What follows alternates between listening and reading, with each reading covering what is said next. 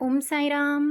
कैसे हैं आप सब? जय माता दी। आज से शारदीय नवरात्र का प्रारंभ हो रहा है, इसलिए साईं डेवोटी फैमिली की तरफ से आप सब लोगों को शारदीय नवरात्र की बहुत बहुत शुभकामनाएं। और आप लोगों को माता रानी बाबा इतनी खुशियां दें कि आप लोग समेट ना पाओ। यही बाबा के चरणों में, माता रानी के चरणों में मेरा अरदास है। आज काफ़ी लोग के मन में सवाल था कि दीदी प्लीज़ बताओ कि पूजा कैसे की जाती है, पूजा का मुहूर्त क्या है, पूजा करने की विधि बताओ। तो नवरात्रि की पूजन विधि मैं आपको बताती हूँ। आपको पता है इस बार जो नवरात्रि है वो चित्रा नक्षत्र में है और वैधृति यानी कि चित्रा यानी कि धन का नाश, वैधृति यानी पुत्र का नाश इसमें पाया गया है। इसलिए बोलते हैं कि इस में पूजा यानी घट स्थापना नहीं की जाती है। लेकिन आप लोगों को मैं बता दूं कि मेरी दादी जो थी बहुत बड़ी भक्त थी, पुजारी थी और पूजा करती थी। शायद उन्हीं से मुझे मिला है ये पूजा का, जो भी मिला है। मेरी चाची जो हैं वो भी बहुत पूजा करती हैं और उन्हीं ने मुझे माता रानी की पूजा करना सिखाया है। मैं 9 साल की उम्र से मैं पूजा करती हूँ माता रानी की। तो आप लोगों को मैं बताती हूँ कि पूजन विधि, आप लोग देवी का 108 नाम है, आप लोग डेली लीजिएगा, सुबह शाम मैं लेती हूँ और आप लोग भी लीजिएगा। और हाँ, चलो टॉपिक पे आ जाती हूँ। पूजा का समय, सबसे पहले हमारा घट स्थापना यानी कलश स्थापना कौन से समय पे करना चाहिए ये मैं बताती हूँ। तो आज जो है वैधृति और चित्रा नक्षत्र है, इसलिए किसी भी टाइम पे आप मत करना। सुबह के बोला जाता है कि अगर कितना भी खराब नक्षत्र हो, लेकिन सुबह के जब सूर्योदय होता है उसके 4 घंटे के अंदर अगर सब काम कर लेते हो आप, तो कोई भी नक्षत्र का गलत परिणाम नहीं होता है। यानी 6:17 से लेके 10:17 तक आप लोग घर कलश स्थापना कर सकते हो। और अगर नहीं तो आप लोग अभिजीत मुहूर्त यानी 11:19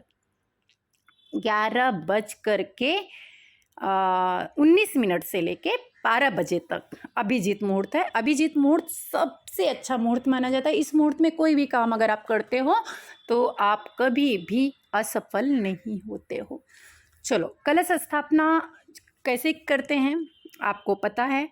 कलश स्थापना करने के लिए आपको सबसे पहले ऐसा पात्र लेना है जो बोलते हैं जितना अच्छा आप पात्र लोगे उतना अच्छा होगा। तो आपको बता दूं, कलश स्थापना का जौ बोया जाता है उसका मिट्टी का पात्र लेना है। जौ बोने के लिए शुद्ध साफ मिट्टी लेनी है और घट स्थापना के लिए कलश लेनी है। और कलश आप सोने का ले सकते हो, चांदी का, आप अपने पात्रता अनुसार ले सकते हो, कैसे भी ले सकते हो। लेकिन उसकी जो मान्यता है कि 15 अंगुल होना चाहिए, जो तली होता है उसका 12 अंगुल होना चाहिए, मुंह जो है 8 अंगुल होना चाहिए चौड़ा। लेकिन आजकल इतना नाप तोल कर नहीं मिलता है, इसलिए कोई ज़रूरी नहीं है, आप जैसा भी चाहें। बस ध्यान रखें कलश थोड़ा बड़ा हो और अच्छे आकार का हो, टूटा फूटा ना हो, और कम से कम उसमें 1.25 किलो जल जो है वो आ सके, ऐसा आप कलश लेना है।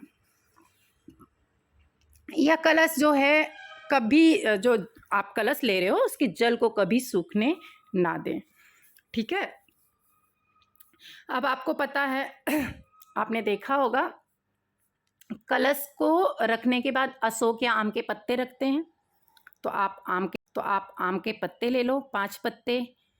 और उसके बाद कलश को ढकने के लिए ढक्कन में याद रहे चावल भरा जाता है, वो भी बिना टूटा हुआ, याद रखना। मैं जो बोल रही हूँ उसको ध्यान से सुनते रहो। और उसके बाद पानी वाला नारियल। अब नारियल को वैसे मत रख देना, नारियल पर कपड़े लपेटना और वो भी लाल कलर का, और उसको हमेशा फूल माला चढ़ाना।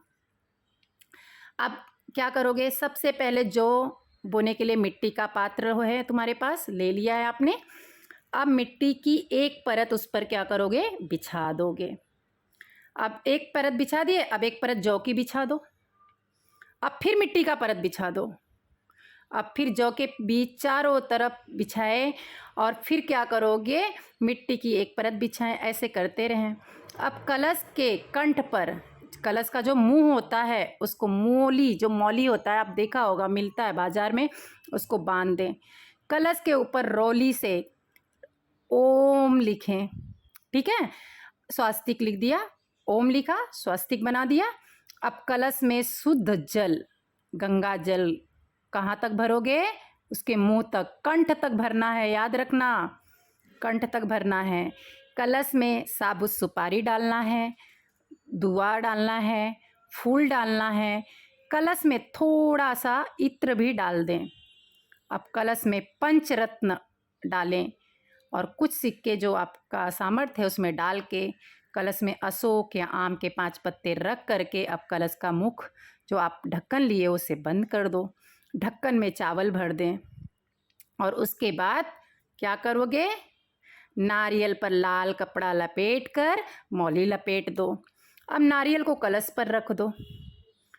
माना जाता है ना कि ये जो नारियल होता है बहुत अच्छा माना जाता है। नारियल का मुख नीचे की तरफ रखने से शत्रु में वृद्धि होती है। नारियल का मुख ऊपर की तरफ रखने से रोग बढ़ते हैं, जबकि पूर्व की तरफ नारियल का मुख रखने से धन का विनाश होता है। इसलिए नारियल की स्थापना हमेशा अच्छे प्रकार से करना चाहिए। उसका मुख्य साधक की तरफ रहे, किसका? जो आप पूजा करने बैठे हो उसकी तरफ होना चाहिए नारियल का मुंह, ठीक है। अब याद रखना, नारियल मुख पर उस सिरे पर होता है जिस तरफ से वह पेड़ की टहनी से जुड़ा होता है, ठीक है। पेड़ की टहनी यानी ऊपर से जुड़ा हुआ है तभी रखना। अब कलश को उठाकर जौ के पात्र पर बीचों बीच रखना है। अब कलश में सभी देवी देवताओं का आवाहन करें। हे सभी देवी देवता और माँ दुर्गा, आप सभी इस 9 दिन में यहाँ पर पधारो। अब दीपक जला लो, कलश पूजा करो, धूप बत्ती जलाओ, कलश को माला लगाओ, कलश को फल मिठाई अर्पित करो, कलश को इत्र समर्पित करो। यह घट स्थापना के साथ दीपक की स्थापना भी की जाती है। अखंड दीपक अगर जला रहे हो तो 3 दिया मिट्टी का जलाना है आपको और घी या तिल का तेल का ही दिया जलाना है, दूसरा कोई भी दिया आपको नहीं जलाना है। और अगर आप अखंड दिया जला रहे हो, घट स्थापना कलश स्थापना कर रहे हो तो घर को खाली ना छोड़ो, इस बात का ध्यान रहे। और आपको पता है दीपक जलाते समय गंध, चावल, पुष्प से हमेशा पूजा करना है।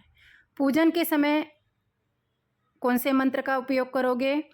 दीप ब्रह्मा रूपस्त्वम हांदकरी निवारकम इमामय कृतम पूजा गृहम तेज प्रवर्धये। अखंड दीपक को माता रानी को जो है बहुत प्यारा दिया जलाना। अब चौकी स्थापना करना है। कलश स्थापना के बाद माँ दुर्गा को चौकी स्थापित की जाती है। नवरात्रि के जो अपनी लकड़ी का चौकी होता है माता रानी को पहले दिन ही वो स्थापित की जाती है, रोज़ रोज़ नहीं करना है। इसको गंगा जल से पवित्र कर लो, लाल कपड़ा बिछा लो, कलश के दाईं ओर हमेशा रखना है। उसके बाद माँ भगवती की जो भी आपके पास मूर्ति हो, आपके पास जो भी हो, उसके ऊपर लाल कपड़ा चुनरी उड़ा करके माँ दुर्गा से बोलें कि हे माँ दुर्गा, आप 9 दिन इस चौकी में विराजिए। उसके बाद सबसे पहले माँ को दीपक दिखाना है, उसके बाद धूप दिखाना है, फूल माला चढ़ाना है, मिठाई चढ़ाना है, जो भी आप भोग लगाना चाहते हो लगाइए। फिर नवरात्रि में 9 दिन माँ भगवती का व्रत रखने का, प्रतिदिन दुर्गा सप्तशती पढ़ने का विशेष महत्व है, इस बात पे भी ध्यान रखना। ऐसा करने वाले मनुष्य की हर एक मनोकामना पूर्ण होती है, उसको धन वैभव हर एक चीज़ मिलता है। कहा जाता है कि दुर्गा सप्तशती में माता की लीलाओं का ज्ञान है, लीलाओं का गान किया जाता है। माँ ने किस तरह से असुरों का संहार किया था मानव कल्याण के लिए, सभी देवताओं ने किस तरह उनको शक्ति प्रदान की थी, ऐसी मान्यता है। माता की पूजा लाल रंग के कंबल के आसन पर बैठकर करना है। नवरात्रि के प्रतिदिन माता रानी को फूलों का हार चढ़ाना है, प्रतिदिन घी का दीपक जलाना है और दीपक का उपयोग उत्तम होता है। माँ भगवती को मिष्ठान का भोग लगाना चाहिए, इत्र चढ़ाना चाहिए, क्योंकि जितना सुगंधित रहेगा उतना अच्छा है। प्रतिदिन जो कंडा होता है गोबर का, उस पर धुनी जलाकर उसमें घी, हवन सामग्री, बतासा, लौंग, जोड़ा, पान सुपारी, कपूर, गूगल, इलायची, किशमिश, ये सब का कमलगट्टा जरूर अर्पित करना चाहिए। लक्ष्मी प्राप्ति के लिए नवरात्र में पान में गुलाब की 7 पखुंडियाँ रखें और माँ भगवती को अर्पित कर दें। माँ दुर्गा को प्रतिदिन भोग लगाया जाता है, किसी दिन किसी चीज़ का भोग। तो ऐसे ही मतलब आगे कुछ नया नया बना के आप लगाते रहो। और इसमें कन्याओं का विशेष पूजा का महत्व बताया गया है। कुमारी पूजन के नाम से आपको पता ही ये जाना जाता है, अथवा एक जो कुमारी है, अगर आप रोज़ उसकी पूजा करते हो, जैसे आज एक किया कल एक किया, तो बहुत माना जाता है। उसको कुछ गिफ्ट दे दो, कुछ चीज़ें दे दो। और सर्वमंगल मांगल्ये शिवे सर्वार्थ साधिके शरणे त्र्यंबके गौरी नारायणी नमस्तुते। ओम जयंती महाकाली भद्रकाली कपालिनी दुर्गा क्षमा शिवा धात्री स्वाहा स्वधा नमस्तुते। या देवी सर्वभूते शक्ति रूपेण संस्थिता नमस्तस्यै नमस्तस्यै नमस्तस्यै नमो नमः। या देवी सर्वभूतेषु मातुरूपेण संस्थिता नमस्तस्यै नमस्तस्यै नमस्तस्यै नमो नमः। या देवी सर्वभूतेषु दयारूपेण संस्थिता नमस्तस्यै नमस्तस्यै नमस्तस्यै नमो नमः। या देवी सर्वभूतेषु बुद्धिरूपेण संस्थिता नमस्तस्यै नमस्तस्यै नमस्तस्यै नमो नमः। या देवी सर्वभूतेषु लक्ष्मीरूपेण संस्थिता नमस्तस्यै नमस्तस्यै नमस्तस्यै नमो नमः। या देवी सर्वभूतेषु दृष्टिरूपेण संस्थिता नमस्तस्यै नमस्तस्यै नमस्तस्यै नमो नमः। या देवी सर्वभूते शांतिरूपेण संस्थिता नमस्तस्यै नमस्तस्यै नमस्तस्यै नमः नमः। और हाँ, इस नवरात्रि में माता रानी जो हैं वो बहुत पवित्रता की देवी मानी जाती हैं, बहुत सात्विक हैं।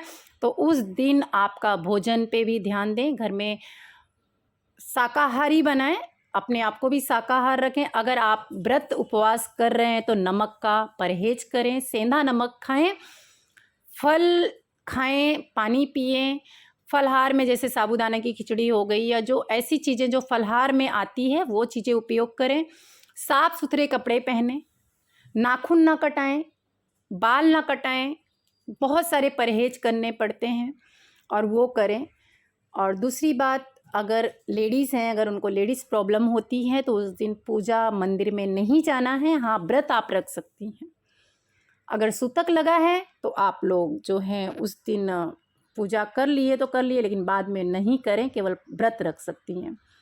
अखंड ज्योति जला रहे हैं तो घी और तिल के दीपक ही जलाएं। जितने अच्छे से आप पूजा करेंगे, जितनी विधिवत पूजा करेंगे, आपकी समस्त मनोकामनाएं उतनी जल्दी पूर्ण होगी।